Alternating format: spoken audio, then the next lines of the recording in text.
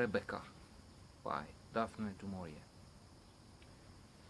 A masterpiece included on one of the top 100 lists. Um, which one exactly, I'm not sure at this point. It's Time magazine, I guess. Maybe uh,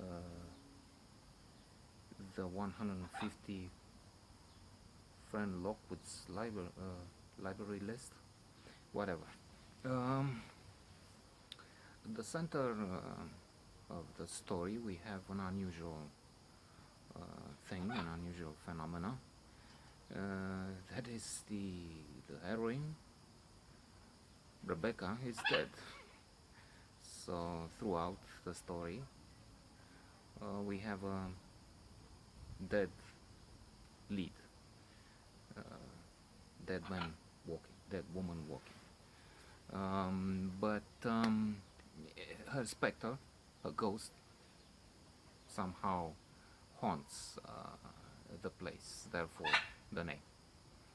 Um, at the beginning of the story, we have this young woman meeting the great, brilliant Maximillian de Winter, also known as Max or Maxim. She's a hired help for a companion for an American woman who is a bit eccentric. De Winter likes her, even if or because he is 20 years or more older, and invites her for some rides with a car. At the end of a few sorties of this kind, he asks her to marry him. She's thrilled, awed, uh, mesmerized by this rich man who lives in Mandalay, a reputed, famous property and mansion. And she says yes, but what could have been the beginning of a brilliant love story from the fairy tales starts to look different. Not on account of a quick honeymoon effect, a short honeymoon effect. There's a honeymoon effect determined by psychologists, which says that at the end of 2 years, the couples have to find something else because otherwise boredom sets in and you get used to your partner, no matter if she is Halle Berry, Tal Ben-Shahar says, or let's say Brad Pitt or Zac Efron or whoever is now young and on the top of the charts for attractive partners. So when she goes to Mandalay, she meets Danny, a servant who is very fond of the dead Mrs. De Winter. Come to think of it, now that I'm mentioning it, maybe there's even a lesbian interest because she was too fond, too passionate, perhaps platonically, to the deceased landowner, property owner. So, without going to the end, which is really exciting and interesting, and without spoiler alert or affecting any possible enjoyment you might have if you read later on this book, which by the way I've listened to this morning in an adaptation for the BBC. That's the tendency lately, to take out the old masterpieces and meet them again in an abridged BBC adapted form, which is still brilliant. And so this woman sets her mistress, her new mistress, up.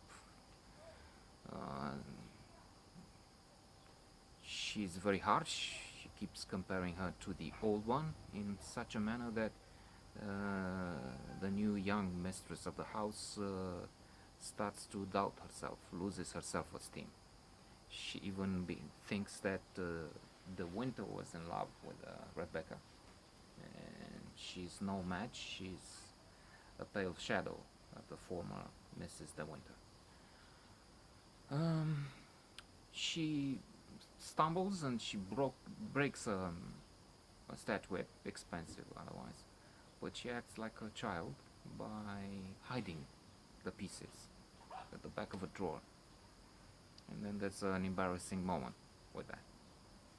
However, a sort of a climax is reached when the servant suggests a dress for a costume party. And that dress is a very unfortunate choice because it's exactly Mrs. De Winter, the omitted the Mrs. De Winter. And this causes a reaction, a harsh reaction from Maximillian de Winter. And a note here, I sort of didn't like it. I mean, up to this point, he looked like a perfect gentleman, but here he acted strange. And in fact, he's a complex character, and he has some shadows. And all in all, he didn't act very well actually with his new wife. So there's some questions here, but not now. Maybe on a different reading, a different interpretation might be suitable. I will stop before the most interesting part, which comes now, but then I cannot refer to it without spoiling, because gradually we reach the last part where events unfold. We have explanations for various question marks, and an unexpected, totally unexpected turn of events. I was thinking to end with a laugh, maybe, at one point, that after this reversal of fortune, that's a good movie with Jeremy Irons and Glenn Close, Oscar winner. After this reversal of fortune, the way they make movies today, we will need to find out again that the revelation of this good new look of the whole picture is in fact again a glimpse in the mirror, a shadow from the cave of Plato, and in fact we find again that the hero, the heroine, or whoever, let's not give any details, is again bad after we found out she was good or bad, or to keep playing with that. Very good book. Enjoy it. Late Troward.